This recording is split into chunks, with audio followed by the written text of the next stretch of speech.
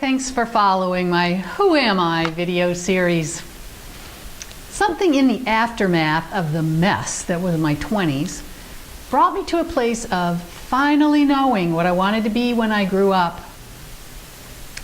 And with my East Coast, educationally oriented, linear thinking, that meant I needed more schooling.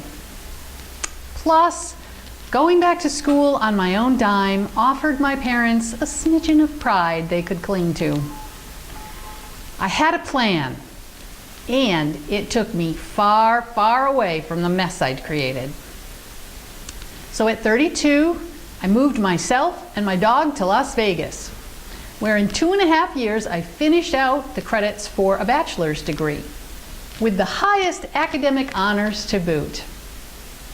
A decade plus after graduating high school, I finally made my parents proud again. But that was more of a consequence than an intention. I did it for myself this time, and making my own way felt free and empowering. I was finally on a career path. Stay tuned for the next video in my series, Seriously, Who Am I?